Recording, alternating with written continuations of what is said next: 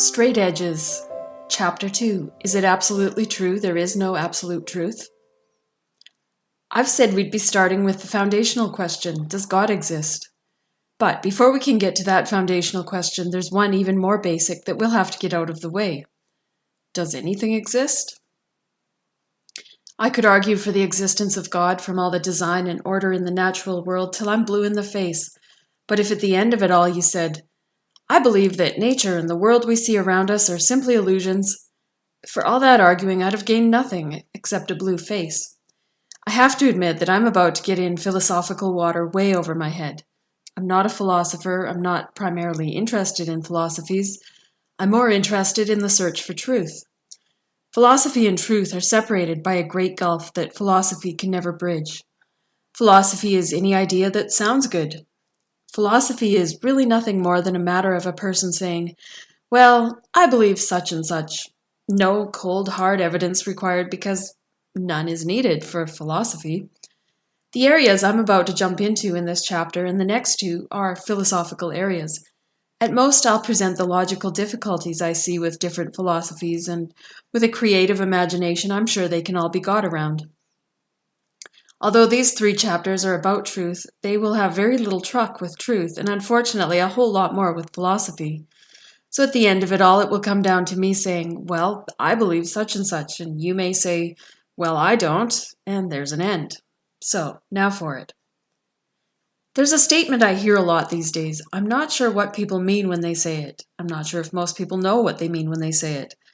On the face of it, it's a nonsensical statement. The statement goes something like this. There is no absolute truth, or there are no absolutes. Now, obviously the reason it's a nonsense statement is because it's an absolute statement stated as though the speaker believes it to be true. Absolutely true even. How is that possible if there is no absolute truth? It's a little like 2 kids having a sleepover and one believes there's a monster under the bed. The other one doesn't believe in monsters. I'll prove it to you, the non-believer says. I'll crawl under the bed to see if there's anything there. He crawls under the bed and reappears in a few minutes. I told you there's no such thing as monsters, he says, and the monster under the bed, he agrees with me too.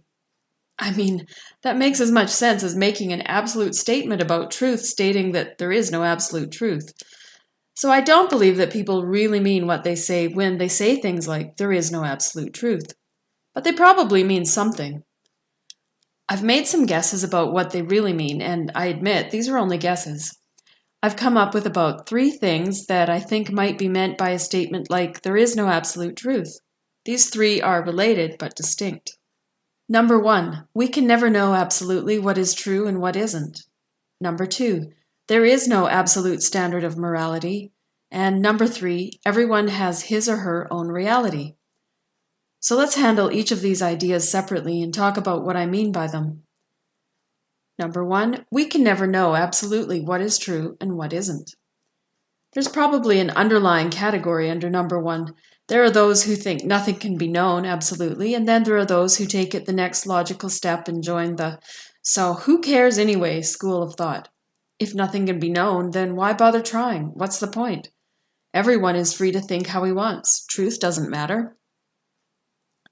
As to number 1, I have to agree. We can't know absolutely what is true and what isn't. Would you agree? Who of us hasn't had our senses fooled? No matter what I might think I know, if I argue with myself long enough, I could cast doubt on it. For an example of the first thing that came randomly to my head, I know my oil needs changing in my car right now. But do I know that? Maybe the old change your oil every 3,000 miles or every 3 months, whichever comes first adage is just a scheme by the oil companies to keep us buying their product. As a matter of fact, my car has been running a whole lot longer than 3 months with nary an oil change in sight. I won't confess to you just how long it has been since that oil has been changed, but still my car continues to purr along. I've never personally burnt out an engine to know why cars need oil changes. Or I could go the whole route of believing the car itself and the poor overworked engine and that grungy, grimy oil in it to be illusions. Maybe my car doesn't need an oil change because it doesn't really exist. You see what I mean? What can we really know?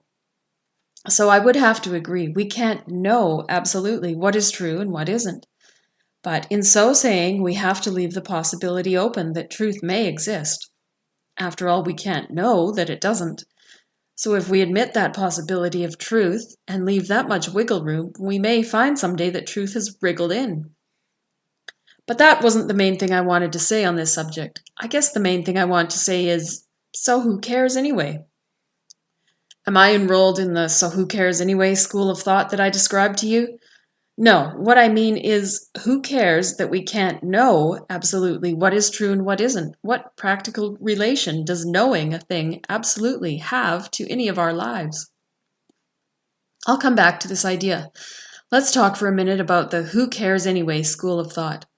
I have to agree that this school has taken the we can never know absolutely what is true and what isn't philosophy to its logical conclusion. After all, if nothing can be known, then knowing can't be very important. I mean, if a thing is impossible, then how vital can it be? Not vital at all, right? Right. What people are getting at when they say, we can never know absolutely what is true and what isn't, or so who cares anyway, is that they believe truth can't be accessed by us. It's the idea that, sure, there may be truth in some form out there, but seeing we have no access to it, we'll never know about it, then why bother worrying about it? We might as well think whatever we want. If we have no access to truth, then for us, it's the same thing as if no truth exists. Then for us is all we have. But here's the thing people are forgetting. Though knowing may be impossible for us, and consequently not very important, there's another cognitive process that's very possible for us and very important. Is it true that we have no access to truth? But none of us can know absolutely what's true and what isn't. Right. So what's knowing got to do with it anyway? We all go from day to day living as though we know a great many things, like that a car needs its oil changed every 3 months, etc. If we were completely dependent on knowledge, I mean knowledge in that absolute sense, we'd be paralyzed. Yet we're not. Is knowing the only access we could possibly have to truth? What about belief? While we may not be dependent at all on knowledge, we're extremely dependent on belief. Let's define believing as thinking a thing to be true. That's a nice, simple definition that pretty much covers it. When we use the term believe, we usually mean something we think is true, but that we still have some doubts about. Usually, in everyday language, when you use the word know, what we really mean is believe without doubt. We use the word know, but a more accurate word would be believe. Now, unlike knowing in the absolute sense, believing is very possible for us. In fact, I would go further and say that not believing something, anything at all, ever, is impossible. If you're reading this, unless you're actually in a coma as you read, I know that you believe some things and disbelieve others. I mean, I believe it very strongly. Everyone I've ever run across believes some things and disbelieves others. We can't stop ourselves from performing this act of believing every second of every day, or of deciding what we believe every second of every day. This very minute, I've caught you in the act of believing or disbelieving. We find it impossible to stop. We may be undecided about quite a lot of things, or we can ignore certain issues, but that's only because we believe we don't need to address them, because we've already decided that they're unimportant to us. That, in itself, is a belief. Trying to stop ourselves from performing this act of belief is like trying to stop ourselves from performing the act of breathing. We may be able to manage it by conscious effort for a few minutes, but it's impossible to get through life without it. I've agreed that none of us can know anything absolutely, and so who cares about knowing things anyway? The reason I could agree was because I was thinking about this little matter of belief. If we stop short at nothing can be known absolutely, and who cares anyways, we're missing the heart of the matter. Yes, I would agree that if a thing is impossible for us, then it can't be very vital. But what about if a thing is impossible not to do? Does it also follow that thing is probably very vital? A second or two ago, I compared the act of believing to the act of breathing, both impossible for us to avoid for very long. Is breathing a little bit important to us? And what's more, the analogy carries across a little further. We do sometimes have choices about what kind of substances we'll inhale. How important is it to us, given the importance of breathing, to make the right choices about what to breathe? Ask the Surgeon General. I think it's common knowledge that, at least in the area of breathing, it can be a matter of life and death to make the right choices. What about believing? We also make choices about what we'll believe.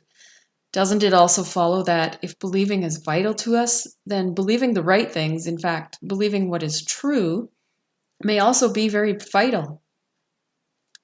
At least in some important areas, and we'll talk later about important and unimportant truths. Why? Because every part of our lives that we have any say on is built on some belief or other. Why do people do the things they do? Why do they act the way they act? Why are they who they are? If you trace it back far enough, it always comes down to a belief, to what they've decided to think is true. I believe very strongly in the law of gravity. That belief has a significant effect on my actions. I try to avoid going up on high things. I certainly try to avoid stepping off of them. My strong belief in the law of gravity and my strong desire to avoid pain greatly affect my lifestyle. There are a lot of activities I don't do willingly. What I believe controls what I do. Yeah, but we all know people who don't act on what they believe, you might be thinking. I don't know that belief controls every part of our lives. I disagree. I think there are different levels of beliefs we live with that we may not be aware of. Why do some people do the things I won't do when it comes to heights? Is it because they don't believe in the law of gravity, although they say they do? No, they probably believe in gravity, but they likely have a sub-belief lying below that one, controlling their actions. They believe, I won't fall, I won't get hurt. I've told you that I believe my car needs an oil change. I haven't done anything about it yet. What does that tell you about my beliefs? Belief produces action. The fact that I haven't changed my oil tells me that down below that belief in the need for an oil change, there is a sub-belief controlling my actions. If I were to articulate it, it would come out sounding something like this. It's made it this long. A few more months isn't going to hurt it. If I really believed that something drastic would happen the very next time I turned the key, unless my car had an oil change between now and then, I would be out there right now, in the dead of winter, changing the oil. Ultimately, every action, every part of life, every part of our very selves is controlled by our beliefs. Maybe what we believe is a little bit important. Can we agree? Ask the skydiver who believed in his parachute, but whose parachute didn't open.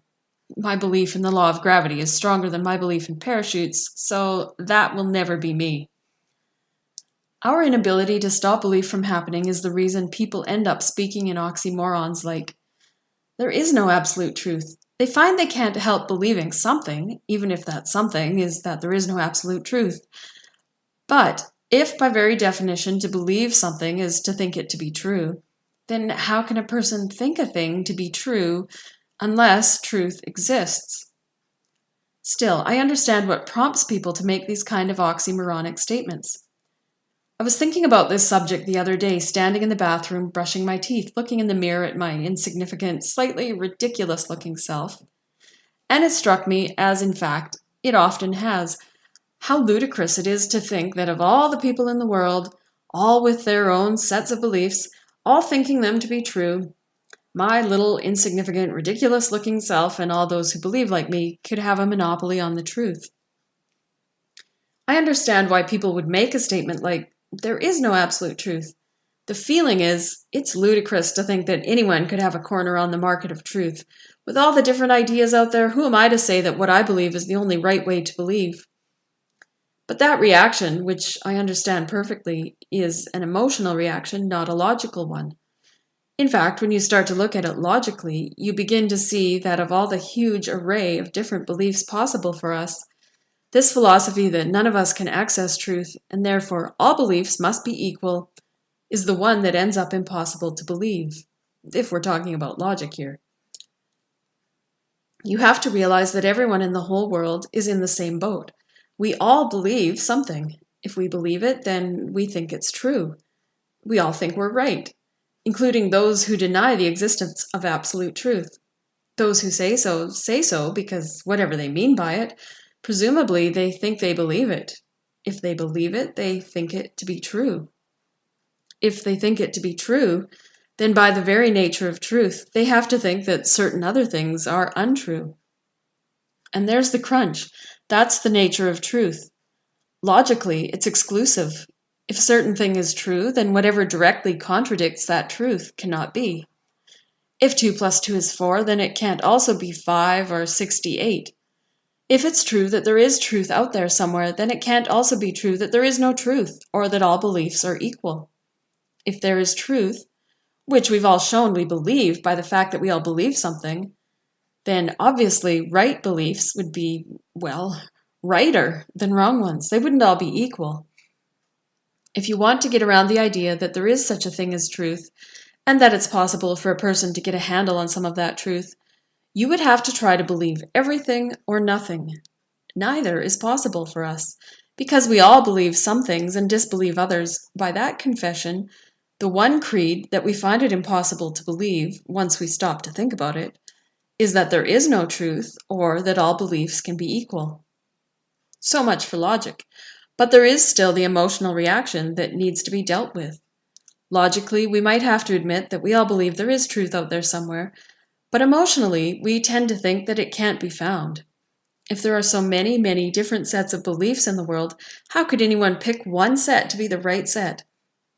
Or if a person has already picked a set of beliefs, how could he have confidence that his set is the right set? Even those who have managed to access some truth will never know for sure that they have. It's the vast number of beliefs that are possible that gets to us, that and the exclusive nature of truth.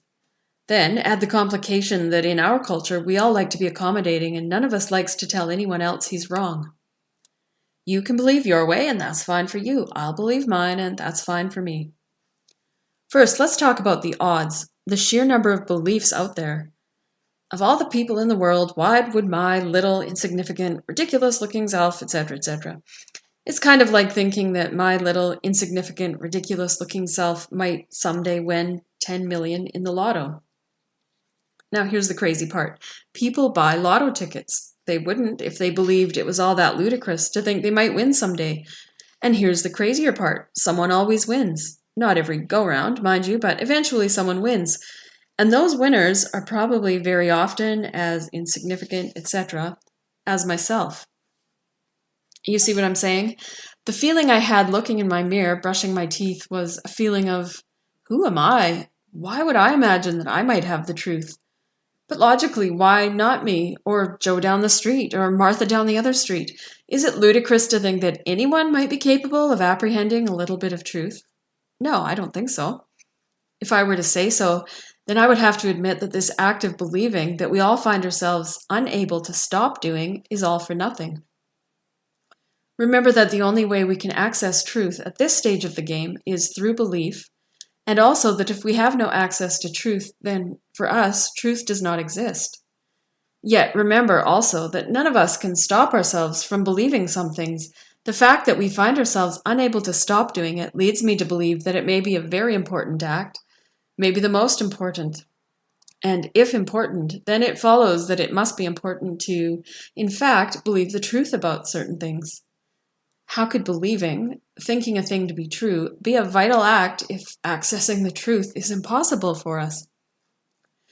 So, truth must be accessible to us. Of course, not all truth, but at least some of the important stuff. Everyone has accessed some truth if there's any brain activity going on in her head at all.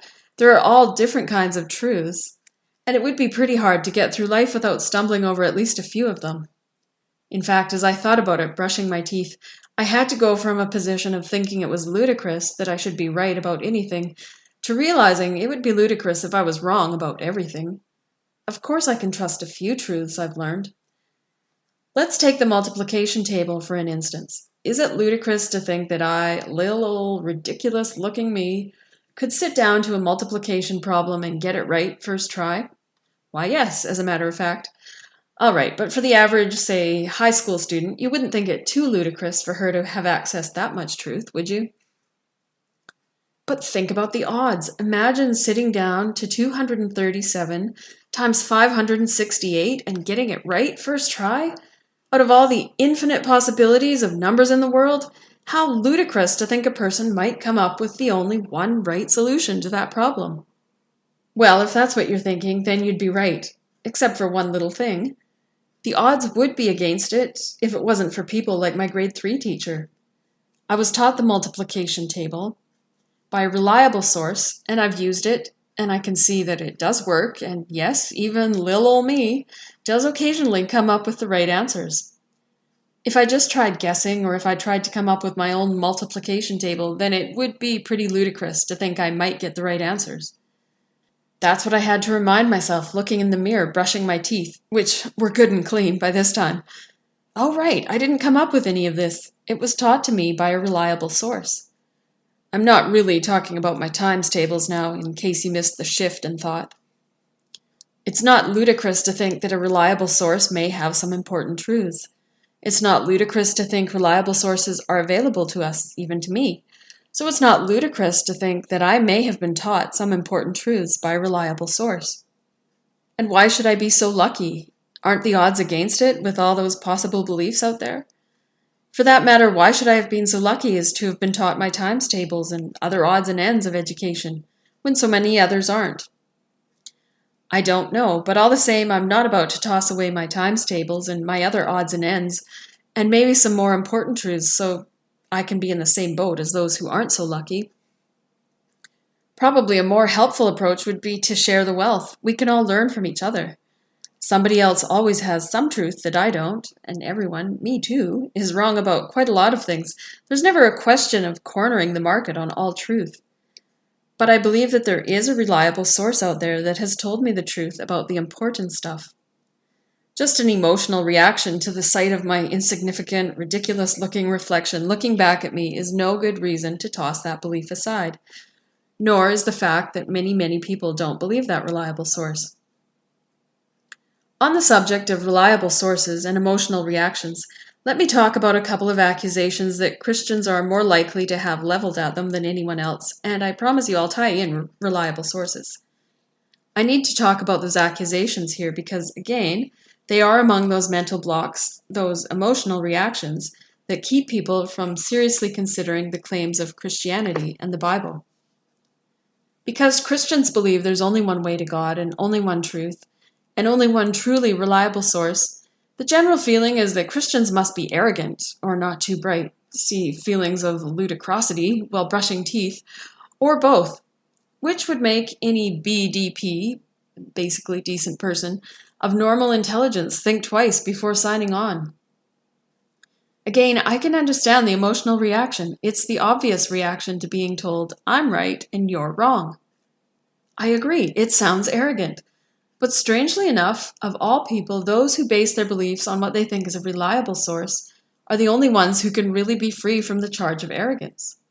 I mean, Christians may very often personally be arrogant in all other manner of bad things, but ideologically, we're off the hook on the charge of arrogance. Here's what I mean. Do you believe anything? Well, never mind. I already know you do. What's more, I know that you have a philosophy you live your life by. You have some beliefs on what I would call the important stuff. So if you believe some things, and you do, then you disbelieve others. In other words, you think you're right, and you think the guy who disagrees with you is wrong. I mean, if you're not agreeing with everything I've said so far, well, guess what? You just said to me, I'm right and you're wrong. So far, we're swimming in the very same pond. Of course, no one likes to say, I'm right and you're wrong. Okay, maybe some people do, but there's no way to avoid it if you're going to have any kinds of beliefs. Well, now let me ask you this. Who's your big authority? Who's your reliable source? You? No matter who has been your biggest influence in your life's philosophy, if it was a college professor, or Karl Marx, or John Lennon, unless you've taken their ideas and swallowed them up whole, you can't pass the buck to them. It was still you, acting as your own big authority. You taking their ideas and picking over them and choosing some and discarding others. You were the judge. You are your ultimate authority. Now me, on the other hand, I've taken a source and swallowed it up whole. So if you don't like what I believe, don't look at me. I didn't come up with any of it. At least I'm not my own big authority. I have someone else to pass the buck to. Sure, I think I'm right and the other guy is wrong, but I'm not the one who made up what I believe. That's why I say I should be free from the charge of arrogance. Gullibility I may still be accused of, but not arrogance. Now, of course, it's true that it was I who decided what I would believe, or at least decided that my reliable source was a reliable source. If I just swallowed up any old thing, I would deserve your accusation of gullibility. But there's no getting around it. We all decide for ourselves what we're going to believe. And we all believe some things and disbelieve others. In other words, we all think we're right, and the other guy is wrong. The difference being that Christians have what they believe is a reliable source to pass the blame onto. So maybe we ought to drop the charges of arrogance altogether. What belief system is the nicest and the most politically correct and the least arrogant sounding should not be the criteria we base our beliefs on. What looks like it stands the best chance of being true is what we should be pursuing. And that brings us back to accusation number 2, that of ridiculousness or not too brightness. Is it ridiculous to swallow up whole what claims to be a reliable source? I think, rather, that it's a little more ridiculous to accept our own thinking over and above any other source. I was talking about the multiplication table earlier and how it would be pretty ridiculous to think I could come up with my own.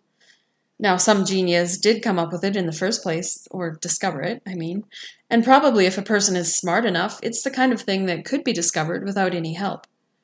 Certainly, we need to use our brains and think things through and discover for ourselves what we can.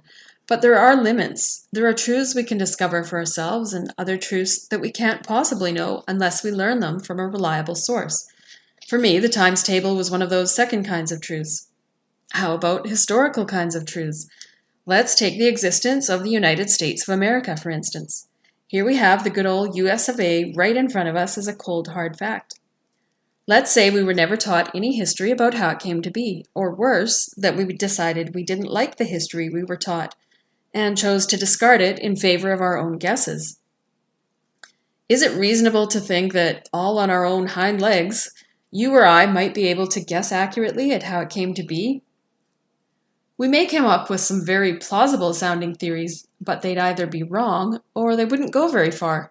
Without having been taught some history, you and I would never know anything about the Mayflower and the Pilgrims, or the Boston Tea Party, or Paul Revere and George Washington and all those guys. Some truths we can only access through a reliable source. Of course, the onus is still on us. We do have to use our heads. We have to evaluate whether a source that claims to be reliable really is. But I'll tell you what, if I couldn't even trust myself to come up with a multiplication table or guess at the history of the founding of the United States, I'm probably not going to rely on my own judgment to tell me everything I need to know about life, the universe, and everything.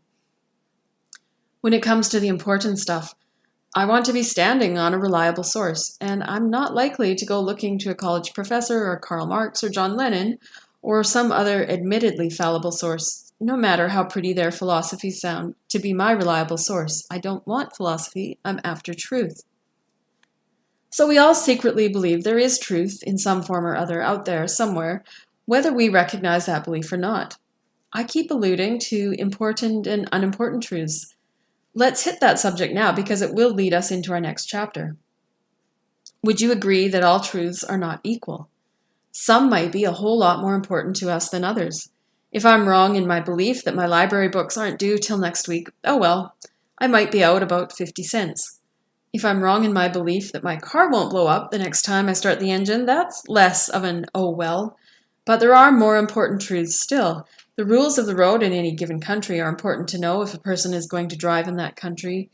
Health and safety issues are important truths. Any kind of life and death beliefs are important to have the truth about. But there may be some truths that are much more important. If there really is some kind of eternal existence, then maybe that's an area for which there's no excuse for laziness in our beliefs. Or what about in matters of right and wrong? Who cares anyway isn't good enough all of a sudden. We'll begin to see next chapter that, in our heart of hearts, we do all know that what we believe just may be very important.